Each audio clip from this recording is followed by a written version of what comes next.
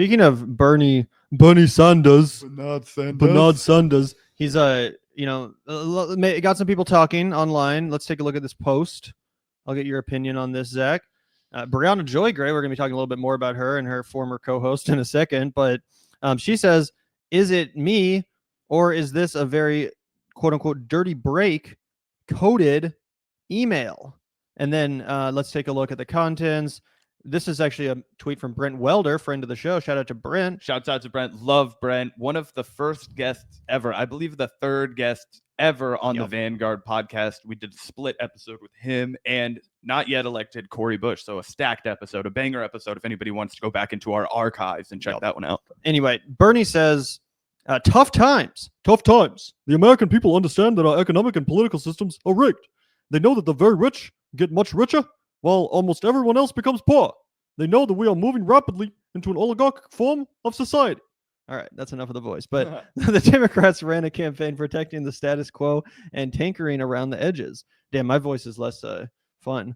Trump and the Republicans campaigned on change and on smashing the existing order. Not surprisingly, the Republicans won. Unfortunately, the change that Republicans will bring about will make a bad situation worse, and the society of gross inequality even more unequal, more unjust, and more bigoted. Will the Democratic leadership learn the lessons of their defeat and create a party that stands with the working class and is prepared to take on enormously powerful special interests that dominate our economy, our media, and our political life? Highly unlikely. They are much too wedded to the billionaires and corporate interests that fund their campaigns. Given that reality, where do we go from here? That is the very serious question that needs a lot of discussion in the coming weeks and months.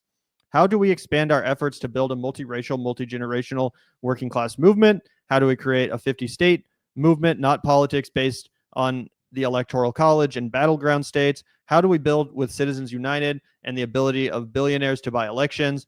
How do we recruit more working class candidates for office at all levels of government? Should we be supporting independent candidates who are prepared to take on both parties? How do we better support union organizing? How do we put together listening sessions around the country that intentionally seek input from people who did not vote for Democrats in the last elections? It's a lot of questions, Bernie. I was hoping for some answers, but that's a lot of questions. Either way, some people, are wondering, is this more than just a typical campaign email? Do you think there's a chance, Zach, that Bernie is hinting at something bigger here?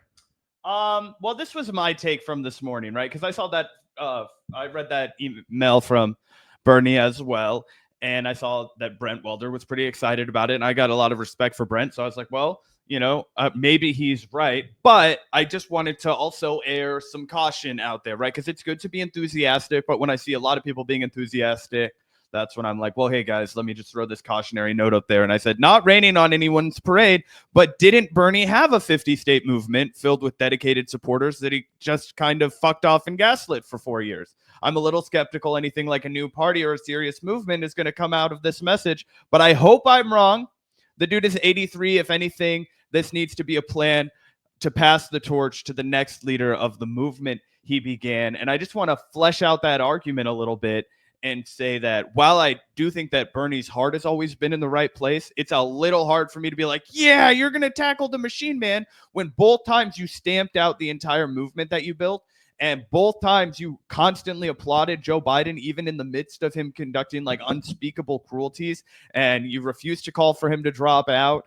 And I'm like, now you're ready to play hardball again? And it's like, dude, this is the third time we've started this, and two of the first two times you stomped it out at the end right when we had something really cool going. This time I'm playing skeptic. I mean, I see what you're saying. I don't know if I'm quite as hard on Bernie as you are. Like, I don't think it's fair to say he stamped out his movement. Like, I think he felt like he did what he had to do, and that did result in him having significant sway within the Biden administration, like far more than in any previous Democratic administration. He actually had a direct line to Joe Biden. He was very key in the infrastructure negotiations with Build Back Better and all that stuff. And I know he didn't get his way when it came to that bill, but still, he was at a much higher level of leadership within the Democratic caucus than ever before. So I don't really blame Bernie for his strategy post 2020. Like, I mean, do you think he should have run? Are you saying he should have run third party against Biden and Trump? I'm saying that he should have mobilized his base much more during the Biden administration instead of trying to curry favor with him, because that ultimately that just produced another 4 years of Donald Trump. And I think that if he had used that base of people that he'd built up during the 2020 primary and he'd said, let's bring people to Washington and demand that Joe Biden build this country back better with a bill that is going to actually support the American people, not this wacky cop out bipartisan nonsense. Let's get a bill with some teeth in it that's actually going to uplift Americans. Let's use my base of people who are working class people to come out here. We're going when did they have to go to like Joe Manchin's house or something? Wasn't he the one who killed the thing? I mean, what you do is I think you just plant yourself right outside the White House and you create a huge spectacle. And I think you use your momentum that way. That's the way that movements in the past have been successful, right? And you say, okay, well, then I just don't know if that, like, I hear what you're saying, but I don't know if there was enough energy around infrastructure for that to be a successful movement. You know, it's not like a civil rights kind of thing. I just used that as the example because that was what you touted as an accomplishment that meant that Bernie had. Well, I said I didn't say it was an accomplishment that he had. I said it was an example of him actually wielding influence within the Biden administration, and that was a result of his strategy post dropout 2020. He would not have had any influence if he had been like, we're leading the revolution to the White House or what. You know, my argument was that he didn't get anything for his efforts in the infrastructure bill. He was the budget chairman. I mean, he was like, he literally had influence, and they actually screwed him out of it though. Pramila Jayapal agreed to the bifurcation of the bills, and then he was completely without any leverage. And that's why I'm saying if he had actually taken the counter example and said, okay, I'm going to do what he's suggesting we do right now, which is lead a 50-state movement and say, okay, guys, we're all going to band together and make this a number one cause. I do think infrastructure is a great uniter, and you could talk about how it's going to create jobs in economically depressed areas, prioritize places like Mississippi, Louisiana, I agree with West that. Virginia. You know what I'm saying? That was all I was saying. No, and I'm not disagreeing with you. Like on paper, I 100% agree with that strategy. I think around other activist causes, you could have a little bit more success in that realm. I'm just picturing people like taking the day off work to go bust into Washington to protest, like march on behalf of infrastructure. I can't imagine it happening, unfortunately, at least at the volume necessary to change Joe Manchin and Kristen Sinema's mind, right? I mean, you might get a 1,000 people out front of the White House or something. I don't know if that would actually change anything. I totally disagree. I think people are passionate about rebuilding this country, and I think that if you make the points that Donald Trump made, but in a way that is more optimistic, in a way that's more worker focused, and talk about how we have let this country get completely decrepit and destroyed, and how we do need to rebuild bridges, and how you think people would come in like a civil rights style fashion for jobs. 100%. If you say everybody that works on this is going to get paid $35 an hour, you know, and we're going to set the bar that if you work to build this country is going to work to build you up, and we're going to. I mean, that sounds like a good thing to run on as a campaign, but if you're just a senator and you're just like, come to the White House and you're going to get like, I just don't think people would buy it. Unfortunately, I just don't think they would believe that would actually happen. Trust Bernie, and I think that if he hadn't squandered their trust in him in 2020, that they would have followed him. I would have followed him. You and I would have both done everything that we could to get out there. Yeah, I mean, we definitely would have. That's true. That's true. I just think there are a lot of people like us. I think, you know, and again, I think also, you know, and again, I'm not trying to like defend everything about Bernie Sanders. I have a lot of criticisms of the way he's handled his movement post 2020. I'll agree with that. However, I do think it's also fair to say that Bernie Sanders is a politician. He is a senator. He's not a revolutionary. He's not a movement leader necessarily in the way that we want him to be. Like what has Bernie Sanders done for his whole life? He was the amendment king. He sat there in the corner of the Senate as a gadfly who was only friends with one dude, Joe Biden, and got some amendments in. Like that's his theory of that's why I'm saying he's not going to do anything now.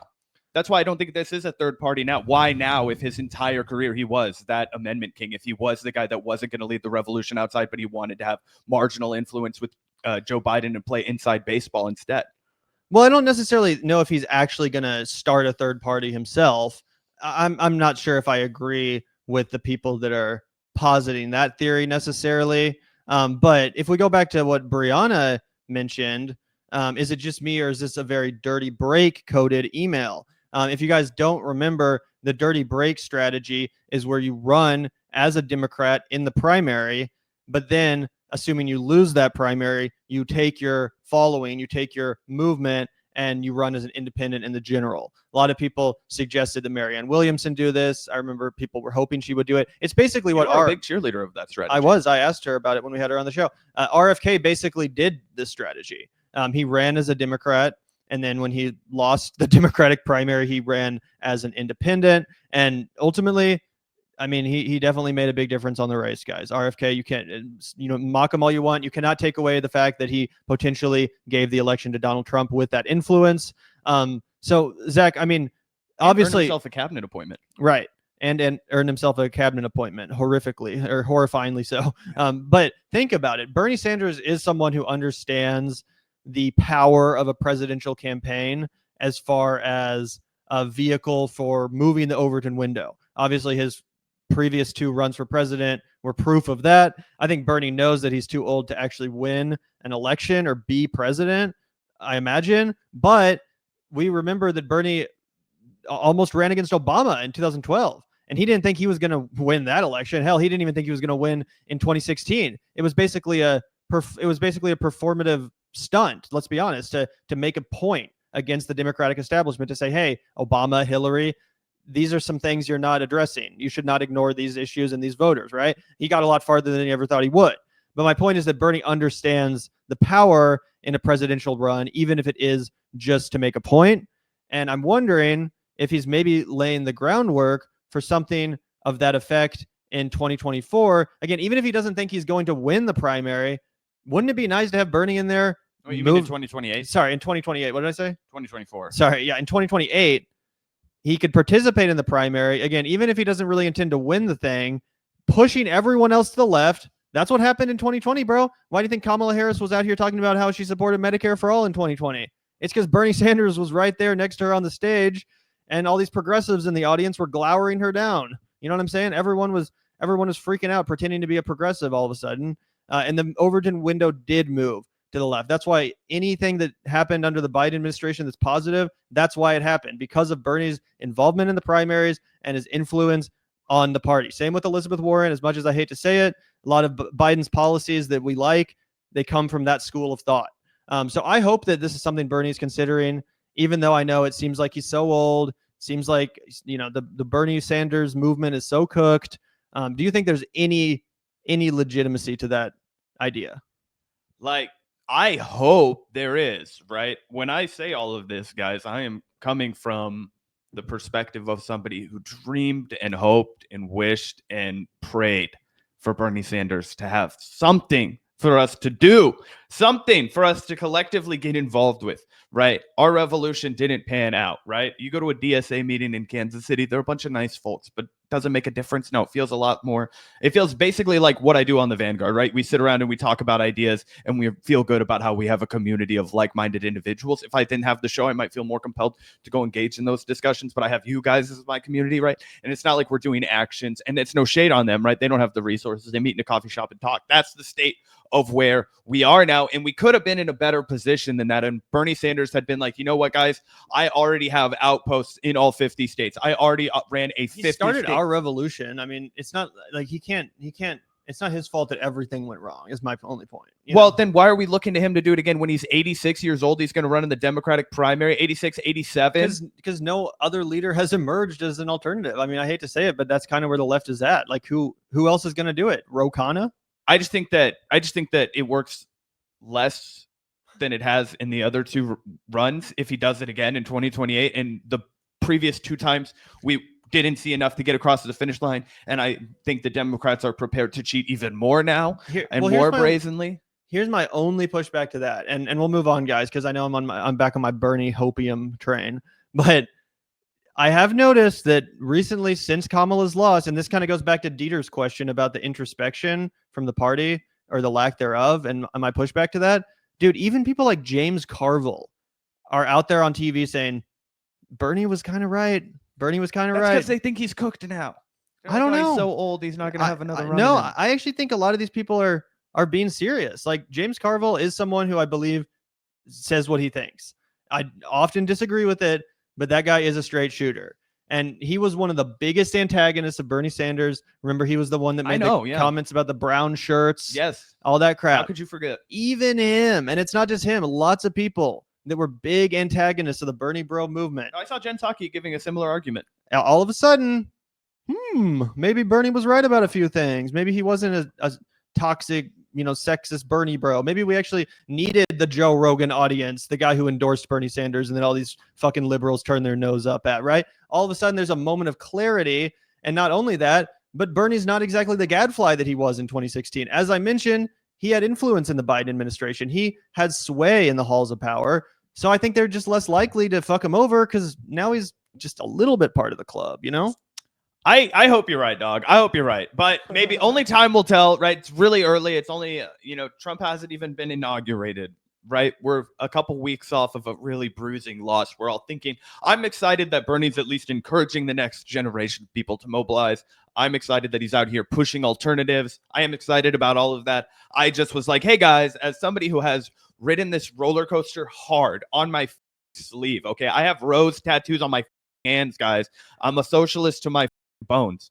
And the reality is that I'm not sure that this is going to be the time that it happens with Bernie Sanders. But I hope I'm wrong. I hope I'm wrong. You call me a loser and a hater and say I don't know how to predict elections because that's my reputation right now.